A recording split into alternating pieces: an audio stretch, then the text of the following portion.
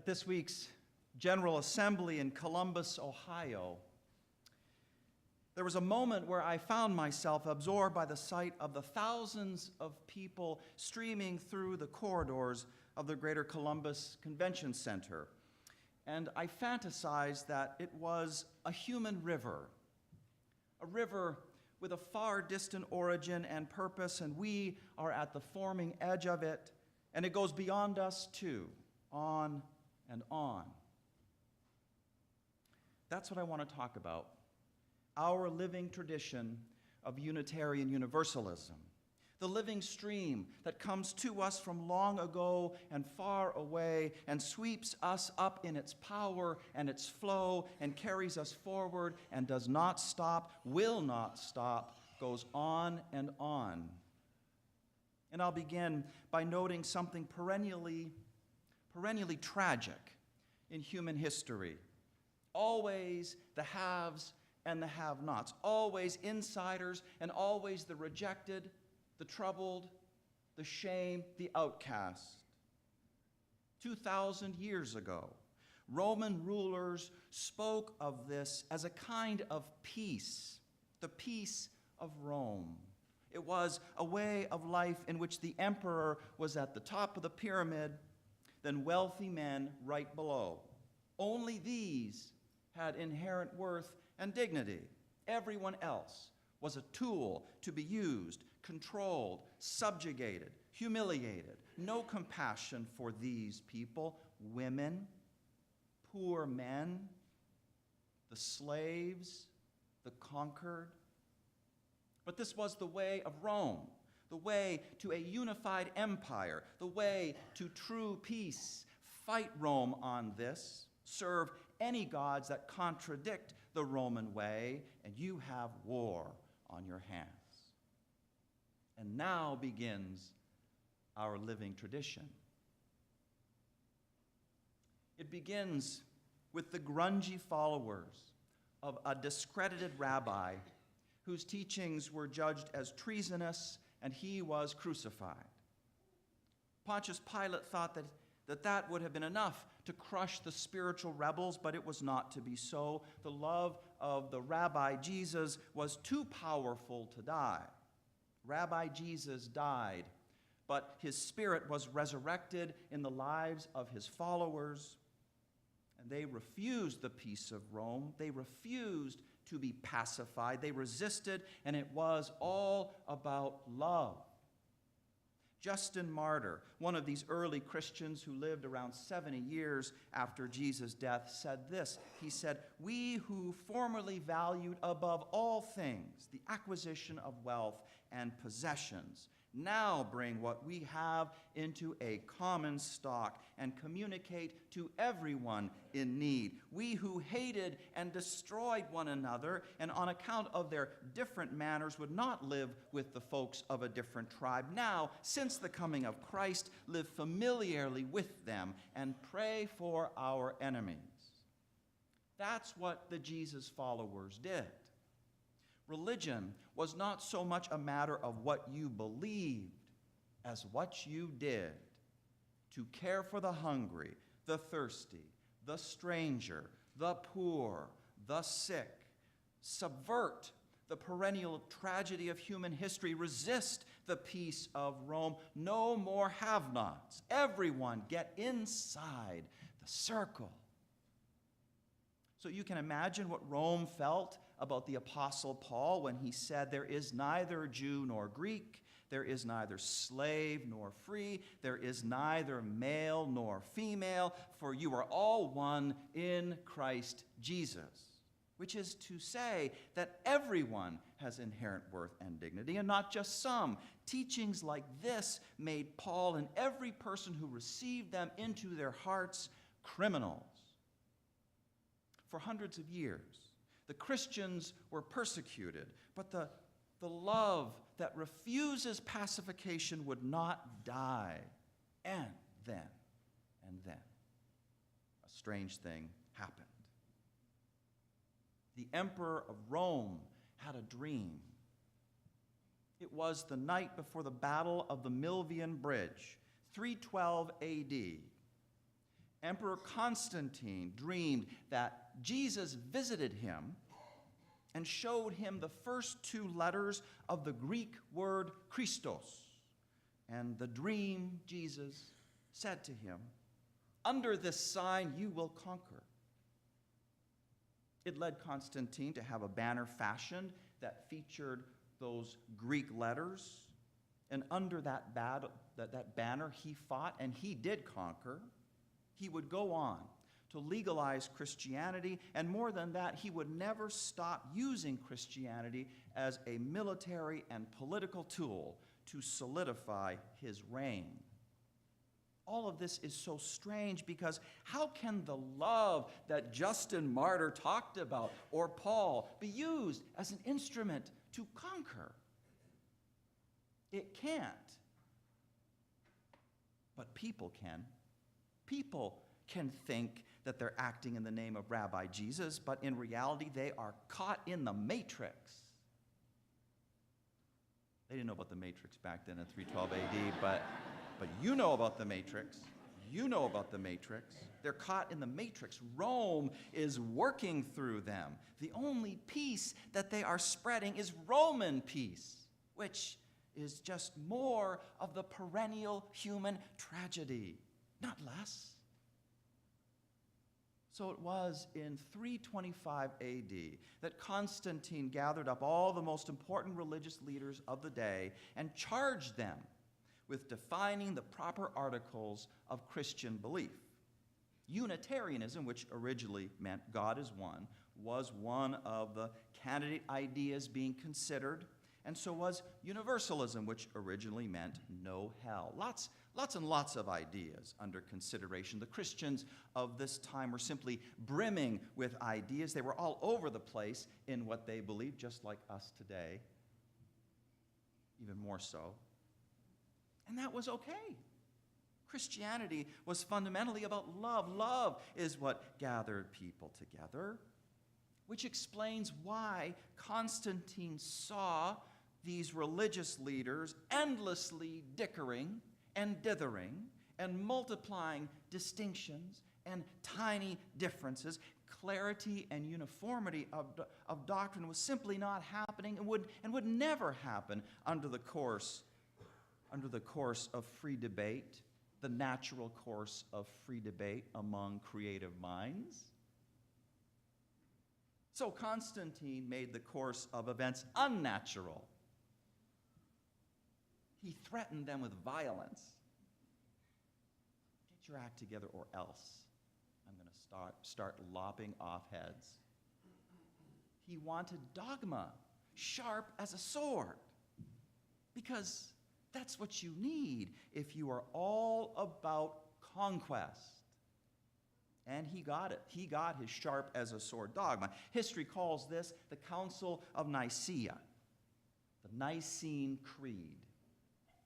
Creed after creed that had no room for the ideas of Unitarianism and Universalism piled up. They piled up over the years, and all were used as instruments of control. If at rare intervals, says the great historian of Unitarianism, Earl Morse Wilbur, heretics were rash enough to raise their voices and to call into question an old doctrine or proclaim a new one, they were soon put to silence. By this means, Christian thought was kept nearly stagnant for over 1,000 years. But then came enlightenment. The fall of Constantinople in 1453 scattered the Christian scholars living there who were studying classical authors that had long been forgotten in the West. They came home, and the result was the Renaissance, the beginnings of modern art and modern literature and modern science. Couple this with the invention of printing, and people were finally able to read the fountainhead of their faith, the Bible. And then there was the discovery of the New World and heretofore unimagined new horizons. This is what happened after all the years of stagnation and the shadow of the Dark Ages, and people just were lit up. They were lit up. New thirst for freedom and for reason and for tolerance.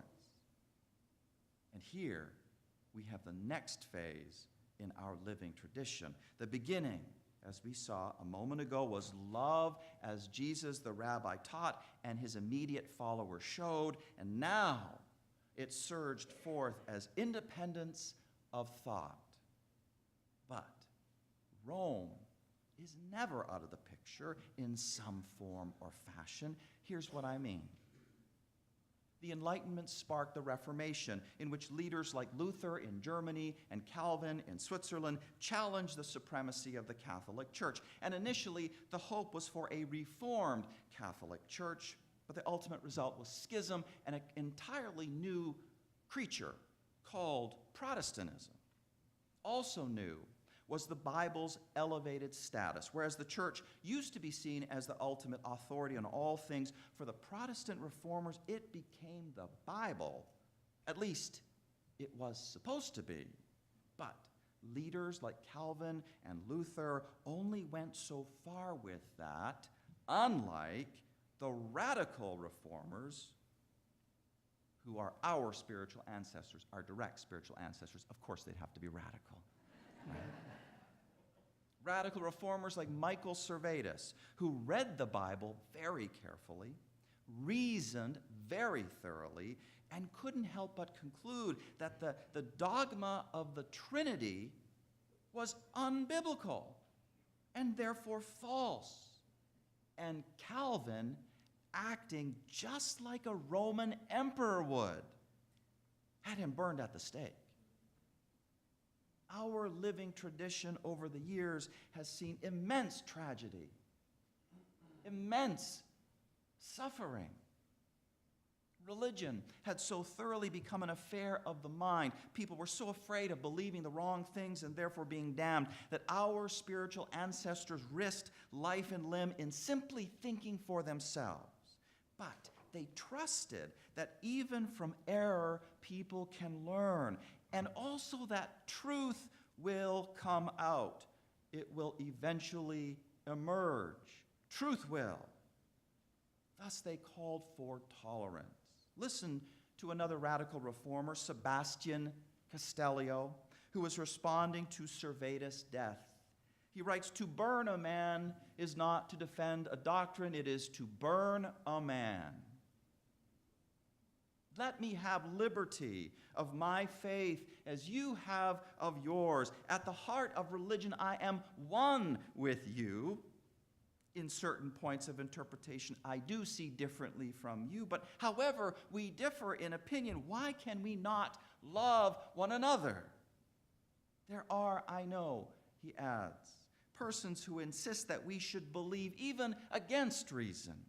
It is, however, the worst of all errors, and it is laid upon me to fight it. Let no one think he is doing wrong in using his mental faculties. It is our proper way at arriving at the truth." Sebastian Castellio, 1553. What he is saying, freedom, reason, tolerance, we take for granted today. It is easy as pie. But to get from then to now, countless people suffered. Countless people were impoverished, tortured, imprisoned, killed because they stood up for freedom. You know, I'm going to be the first one to make vampire jokes when we talk about Transylvania. I'm going to be the first one, Transylvania, vampire jokes. But did you know that back in the 1500s, our spiritual ancestors were hounded out of every place imaginable, hounded out of Germany, hounded out of Switzerland, hounded out of practically everywhere else in the continent. And it was only in Poland and, yes, in Transylvania where our folks were able to settle in some measure of safety and peace. 1564 in Transylvania and 1565 in Poland. And if you want concrete birth dates for our religion, that's them. 1564 in Transylvania, 1565 in Poland. These are our very first congregations. And it is only in Transylvania that our congregations have survived to this very day. In Poland, in 1660, our people were banished by the government, told to get out. So they went in exile. They wandered the face of the earth. They wandered in misery, just like the undocumented immigrants of today. But our people persisted. Ours is a living tradition that will not die. Earl Morse Wilbur tells how a young Unitarian officer in Transylvania, upon being dismissed from his office on account of his religion, wrote to his father, "I will beg before I give up my religion."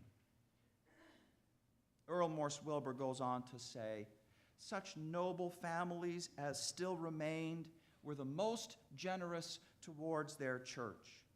The fewer they became, the more they comforted and helped one another. Their persistence in hanging together and their willingness to sacrifice on behalf of their faith became proverbial. And the result was that persecutions which had been intended to destroy them not only failed their purpose, but left them instead a united band of heroes. And this quality has persisted to this very day." Another story told of the persevering Transylvanians who believed in freedom, reason, and tolerance as we do is this. The date is 1821. Our spiritual forebears were just emerging out of a period of terrible persecution in which, among other things, children were taken away from their parents by force to be educated as Catholics. Unitarian schools were closed. Schools, churches, and parsonages were seized. Mobs terrorized congregations at worship. Terrible. But it wasn't going to stop them. After all, these Unitarians in Transylvania, our folks, they are, and I want you to listen carefully, they are nothing less than descendants of fighters from that army of that 5th century scourge, Attila the Hun. That's who they are. That's where their ancestors came from. So this is one tough people in Transylvania, the Sekules. Tough. They thought themselves, here's the point, they thought themselves to be all alone in the whole world, the only Unitarians alive. Now, they used to have connections with their Polish brethren, but Unitarianism in Poland had long been exterminated. So it was thrilling in 1821 when a certain book came upon them, The Unitarians in England, their faith, history, and present condition briefly set forth. It was, says Earl Morse Wilbur, like receiving powerful reinforcements at the end of a long and exhausting fight. An answer was sent in due time, and communications have been kept up between the Unitarians of the two countries ever since. The Transylvanian brethren began to visit England, where they were most gladly received. A few years later, 2 of them went to America, where they reported a yet more flourishing body, as then sweeping all before it in western Massachusetts. It was a great tonic to the weary strugglers and a prophecy that the cause they had fought for so long, was going to win at last. I felt a little bit of that myself this past week there at General Assembly. It's hard to be among thousands of Unitarian Universalists and not feel like we're going to win. Never through conquest, never by the sharp sword of dogma, but through resisting the peace of Rome, which is the peace of a status quo that entrenches a system of haves and have-nots, of the saved and the damned. Resisting that, being free in our hearts and our minds, exercising reason and tolerance, loving one another, doing all of this in the manner of our spiritual ancestors who showed us how. We who went before us, who suffered and died so that we would not have to. That moment at General Assembly, where I found myself absorbed by the sight of the people streaming through the corridors of the Greater Columbus Convention Center, and I fantasized that it was a human river, a river with a far distant origin and purpose, and we are at the forming edge of it, and it goes beyond us too, on and on. Our living tradition. All our heroes from Poland and Transylvania and England and America over the course of 500 years. Faustus Socinus, Francis David, John Biddle, Theophilus Lindsay, Joseph Priestley, William Ellery Channing, Ralph Waldo Emerson. I thought, too, of that unnamed Unitarian officer and his letter to his father, saying he would not quit. Then I went to the source of our living tradition, the very source, the font. I thought of Jesus the rabbi. I thought of Justin Martyr. I thought of Paul and his great saying, there is neither Jew nor Greek, there is neither slave nor free, there is neither male nor female, for you are all one in Christ Jesus. And then, knowing Paul would not mind, I expanded on it like this. There is neither gay nor straight. There is neither Christian nor Buddhist nor Muslim. There is neither atheist nor theist. There is neither black nor yellow or brown or white, for all are one in the spirit of life, the spirit of love, which bears all things and believes all things, hopes for all things, endures all things, is greater than faith, greater than hope, never ends. I don't care how powerful Rome was or its current versions are. Love, like Jesus loved and like we love, will never die. That is why we are a living tradition. And now I give it to you. Make time for it. Learn about it. Know it. Care for it. Strengthen it. Build it. Give it to your children. Give it to your friends. Give it away as fast as you can. Our tradition lives.